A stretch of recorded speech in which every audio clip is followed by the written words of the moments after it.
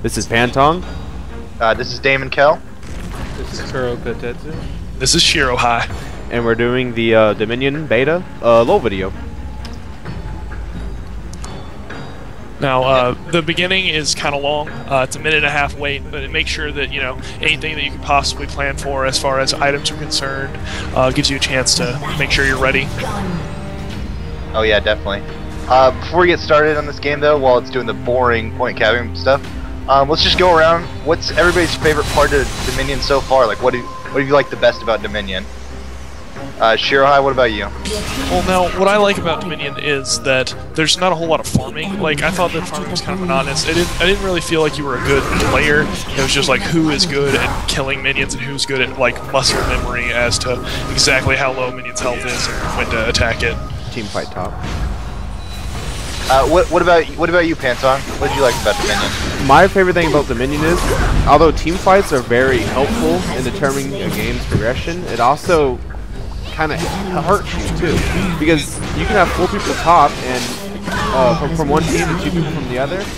Well, yeah, you're gonna kill those 2 people, but the 3 other people on that team are gonna go cap 2 other towers, as you'll see later in the game. Enemy double kill. But not a good example of right now, as Teemo doesn't take the tower. Yeah, Teemo was playing with the big minion. Exactly. Kuro, what do you like the best about Dominion? The fact that kill DA isn't as big of a problem as it is in Fantasy.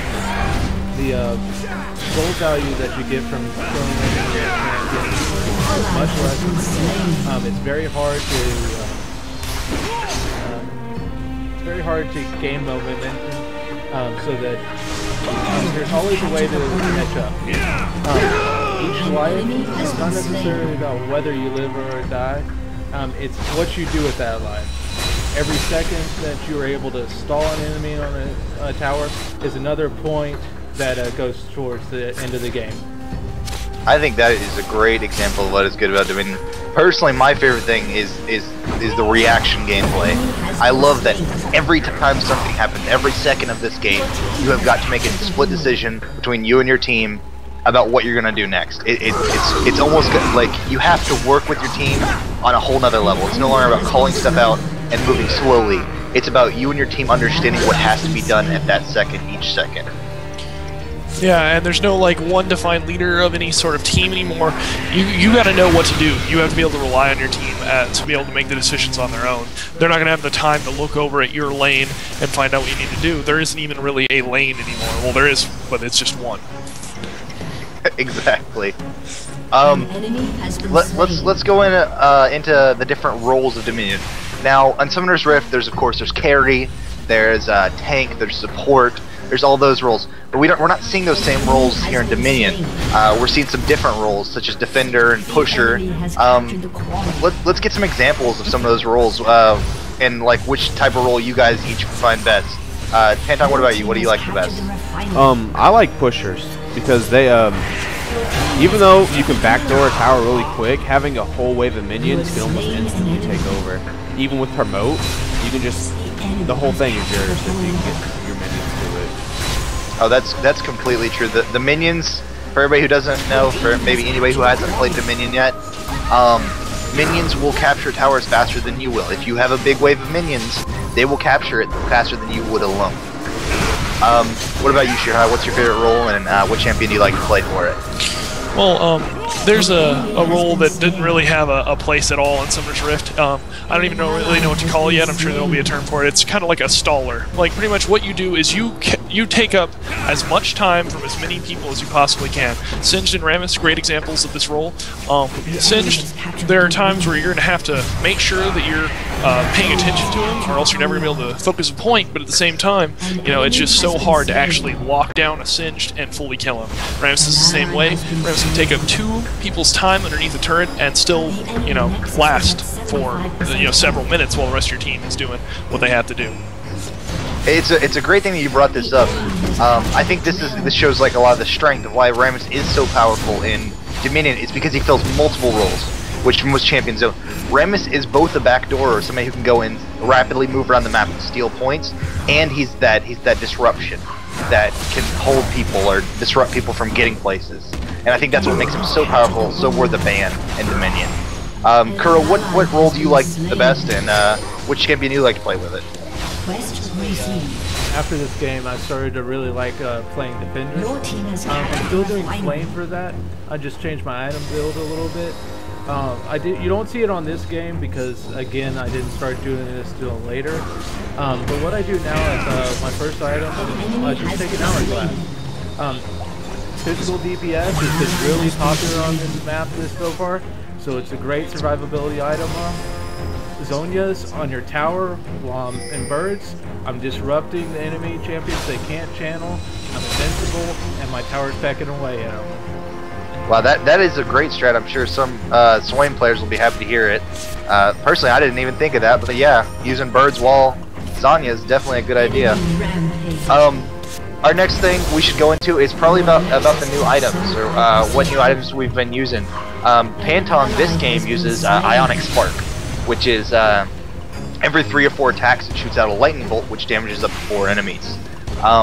For the role of pusher, which is what he's doing this game, it is extremely powerful. It is going to push that lane so hard. It is going to make these minions like group up. It's going to make them take this tower. Any other items you guys have had luck with? Shirohi, what about you? Well, I like to play Rammus. I mean, most of the time he's banned, but whenever I do get to play him, I end up taking a new item. I can't remember what it's called off the top of my head, but it has a health regen, and it allows you to cap towers quicker. And with Rammus, you just go around and you rollerball up to a point, and you just take it before anyone else on the other team has a chance to do anything about it. And it keeps you going, that health regen. It's just an amazing item all around, and it increases your speed even more. Yeah, that is Priscilla's Blessing. It's got the use for, I believe, 30% increased movement speed for 1 or 2 seconds. That does work great with Rammus. Kuro, you found any good items that you like on the map? Personally, I haven't been taking any of the new items except for like the Prospector's items. One that caught my eye and I like the idea of, but I haven't found a use for on the map is the Odin's Veil. Feels just like a Vancy. Gives you magic resist and reduces magic damage you take and kind of stores it, allows you to burst someone with it. The problem is, though, is like I said earlier, it's been really attack damage heavy so far. So I really haven't found a team that would be worth it to take it. Yeah, that's a great example of what has been happening in Dominion so far. It has been very attack damage heavy. Attack damage champions are more of a dominant force here. But finishing off Pantong, any new items that you like? Entropy, I think, is an item I need to talk about. It's like, on the effect, wow, when you attack, it's basically a frozen mallet. You get health, you get 70 attack damage, and you have a chance to slow. Not only that, when it has a unique active, your attacks permanently reduce the movement, or not permanently, but removes movement speed, and deal 80% true damage, or 80 true damage over 2.5 seconds. Lasts for 5 seconds. It's a really, really strong item for almost all characters, more physical at least. Like Garen will have it. It's really nice to have on him. I'd like to point this out. Entropy's use is simply a red buff. When you use Entropy, you'll notice you have the red buff runes, and if you think about what it does, that is exactly what red buff does. The true damage, the movement speed slow. So it's just a nice way of bringing a red buff into Dominion. Yeah, without actually giving the buffs, I think that red buff would be something that would be like too fought over.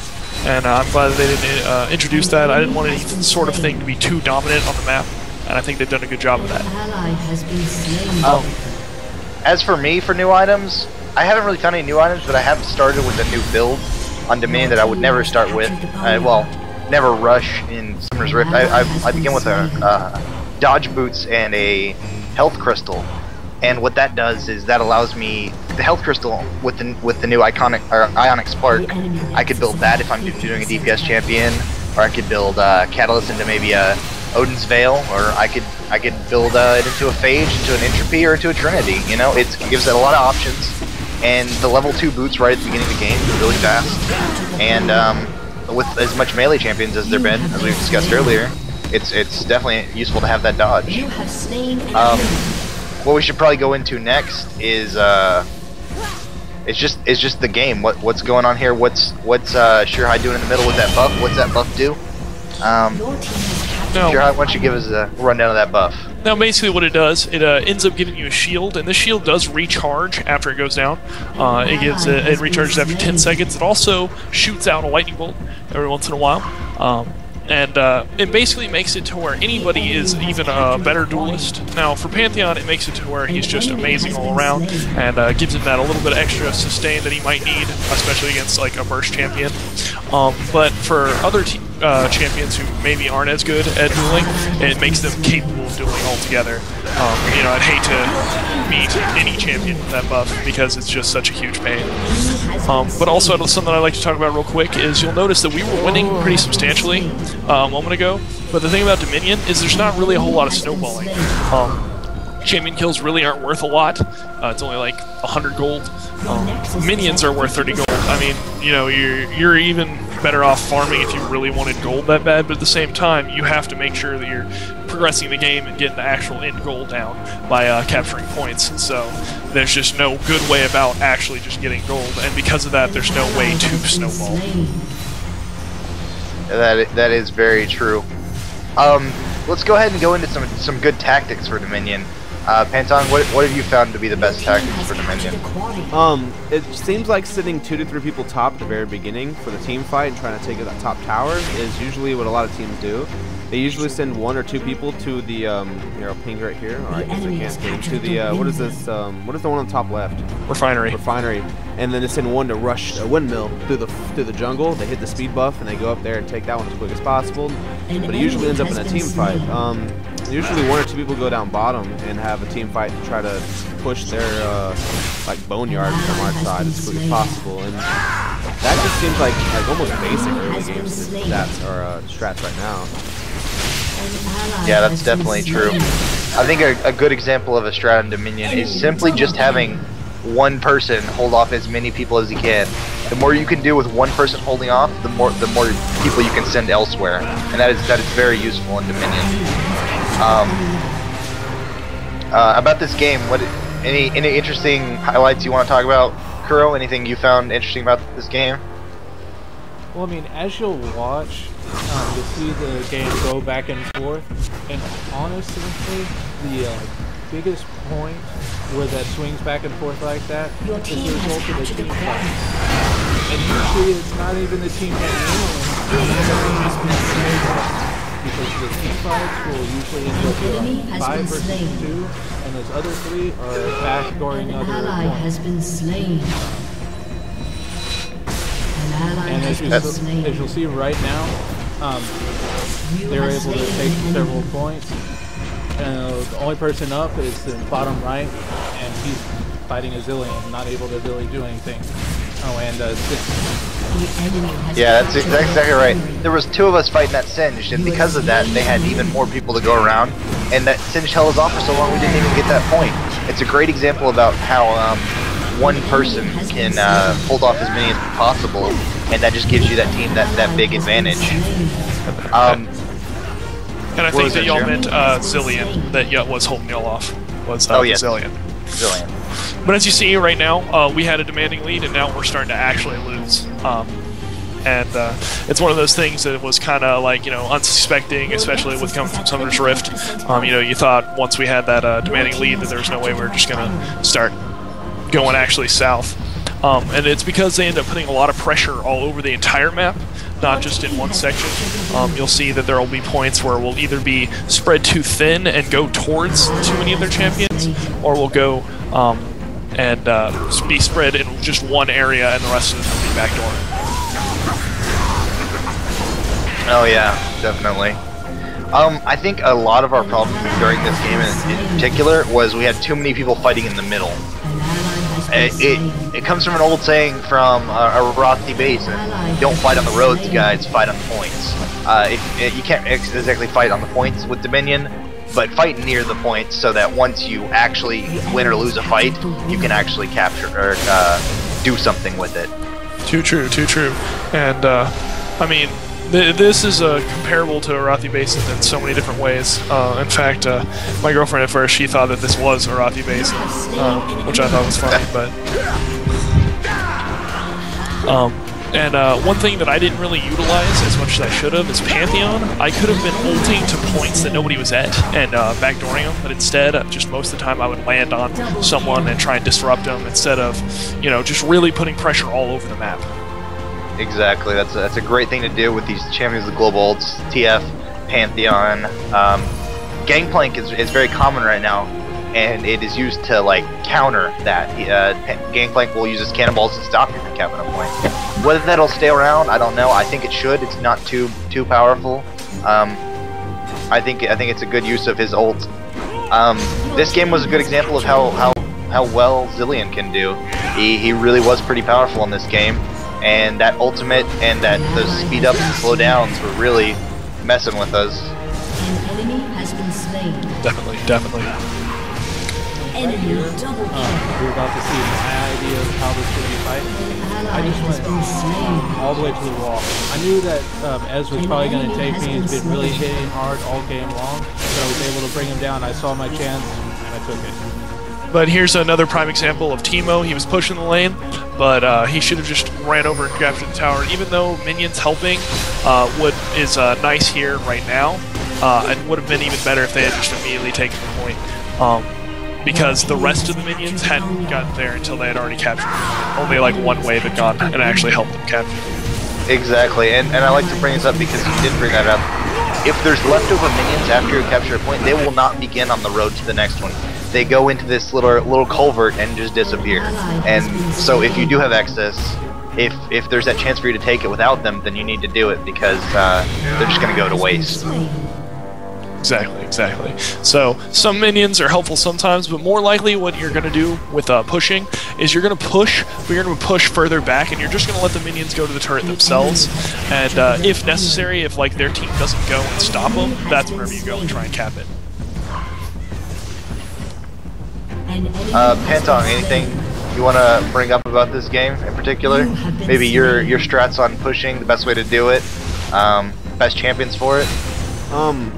After watching this video a few times and a couple games before, Teemo is probably not the best pusher you can pick. By far, at any point. He seems more like just a quickly join team fights and push mushrooms in certain key points, like on top of health points, on top of speed points, on Baron points, buff points in the middle, and help push. I don't know. He's just An enemy has been weird. slain. I think a good pusher on this map would probably be Sever or Gragas, actually. Gragas would actually be really good for AoE. He could stop multiple people from channeling at the same time, as well as being really beefy and holding a lane really strong. I'd like to bring up something about Gragas in particular. The reason why we're not seeing a lot of him on this map is Gragas' strength in Summoner's Rift comes from being more farmed, being more powerful than the enemy, and that's much harder to do here in Dominion. So you won't have that extra command on items, you won't have all that extra damage that they won't have a resist for, and I think that's why we're not seeing as much Gragas as we would think.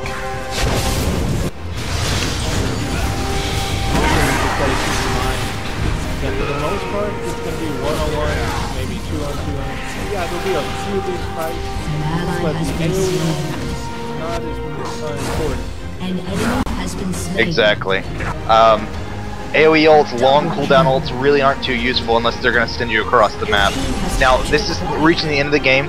As you can see here, we only have 1 point, they have 3. It's lowering us down bit by bit. Pantong, give us the play-by-play as this counts down. Alright, see, you saw right there, at one point, they had 4 points and we had none. And then what we start doing is I start pushing bot, I start promoting minions, here when I get it up and cooldown. We start having a team fight down bottom, and we just kind of delay them from trying to take our point as long as we can. We have mushrooms and stuff, we have minions. That's a good point, taking them down, but we eventually lose this tower. I think. Top starts pushing again. They took out Kennen, and they captured another point. They're about to Now right here, look. fight with.